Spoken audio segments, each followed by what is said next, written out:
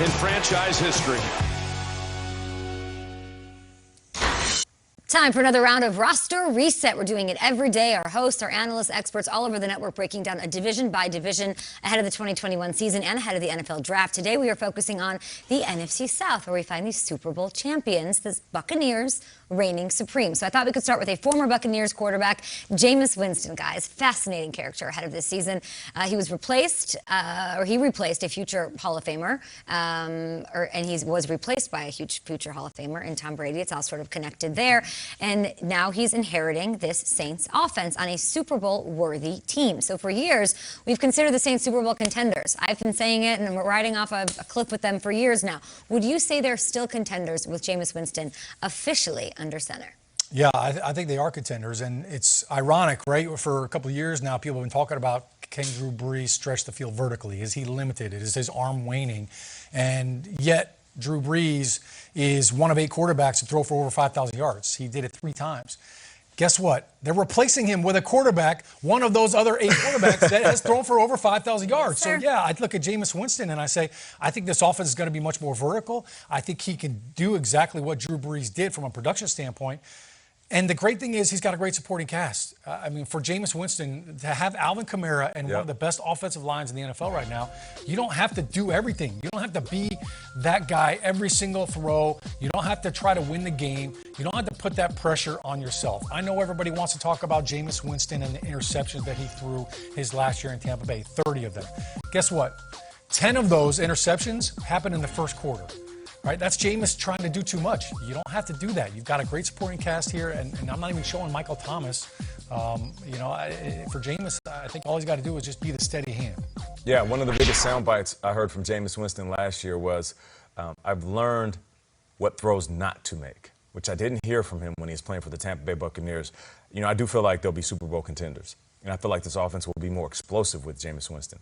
One of the best things that happened to Jameis wasn't the criticism or the ups and downs, the roller coaster ride of playing in Tampa, being praised and then being criticized, the mistakes he might have made.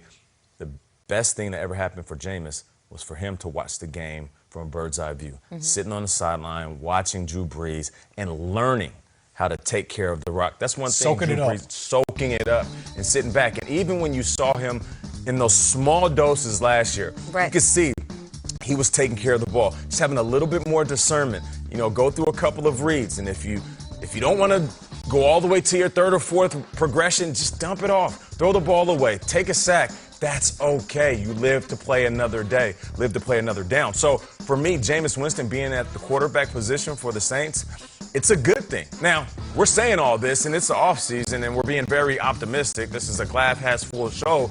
Jameis Winston is still going to have to show up and prove that he knows how to take care of the rock. But like you said, when you have Michael Thomas, you have Alvin Kamara, it's the best thing. Just go to your superstars and don't do too much. And you got Sean Payton, who I think is most important. There you go. He's the steady hand. He's going to be the one who ensures that Jameis succeeds. It's not going to Sean Payton's not going to have Jameis Winston fall on his face and put him in a dangerous situation. He cares too much about the offense, and he cares too much about Jameis.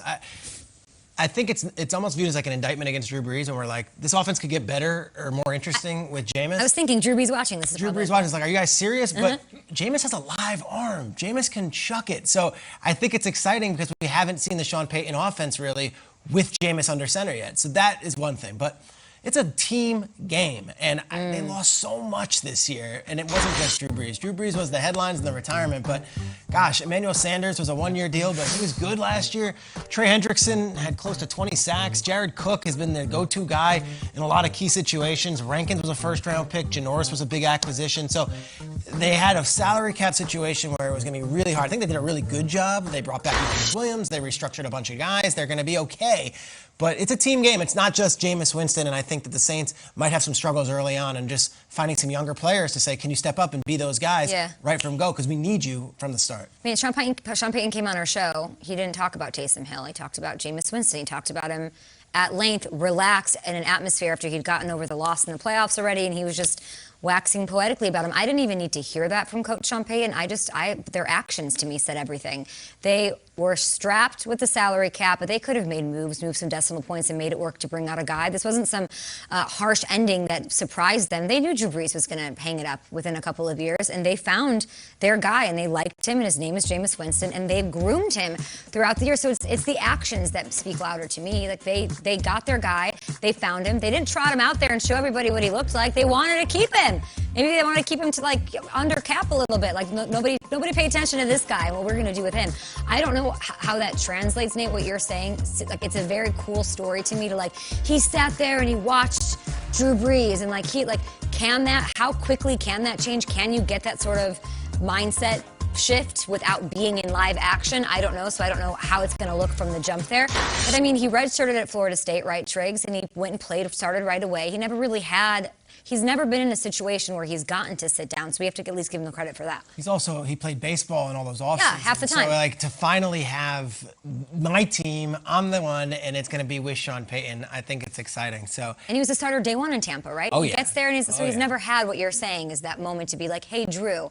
And I love everything he's definitely saying. I cannot wait to see it. There's also value in when Drew Brees was banged up and hurt and couldn't practice. Guess who was taking reps in practice? Yeah, I know Taysom Hill was taking some, but Jameis was throwing the ball, running the offense, running the scout team as well. So it's not like he was injured and sat out and didn't play football for a year and took a year off. They were watching him. They were, I'm sure no one he knows stayed better after than and them. said, look, let me hone my skills. Yeah, I think they groomed him last year for this sure. starting role. Okay, now, faux show, he says.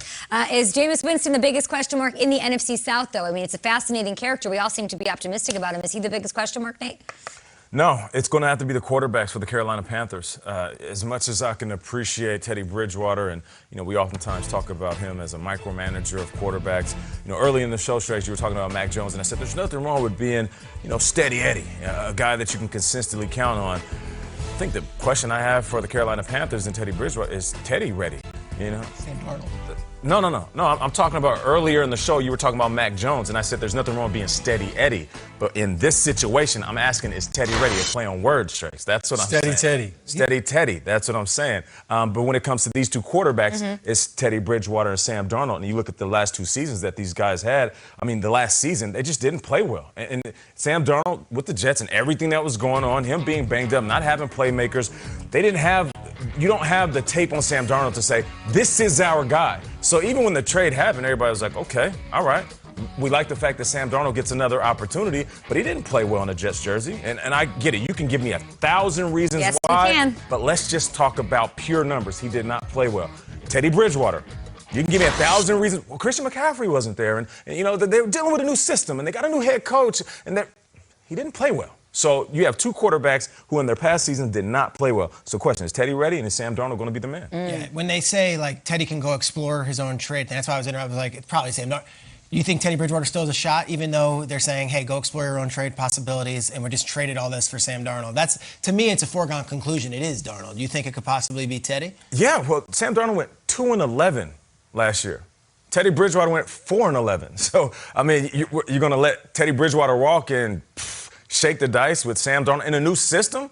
I mean, if they're going head-to-head and fighting for the spot, I couldn't tell you that Sam Darnold would beat out Teddy Bridgewater. I mean, and it's funny because they actually were head-to-head in New York, and that was when they first moved it. It's crazy that this is full circle here. Repeating itself. I'm going to go back to Jameis.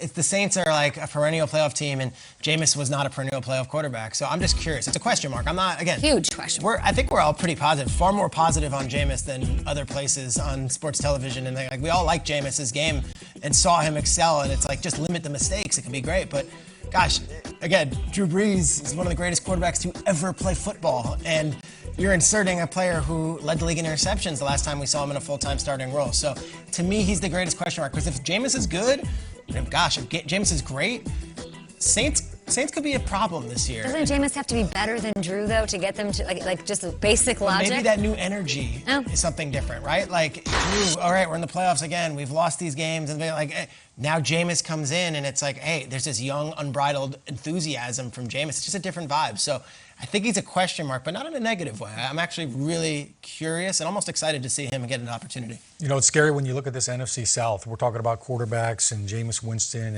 and you know, what's going on down in Carolina. Let's not forget about the Tampa Bay Buccaneers and their offense and their quarterback and Tom Brady. So I'm looking at this division and I'm saying, to me, the biggest question mark is this Atlanta Falcons defense. When you look at if you're a Falcons fan, all right, you may want to not hear this, but you've been in misery right now with what's been put out there defensively. Misery loves company, so we're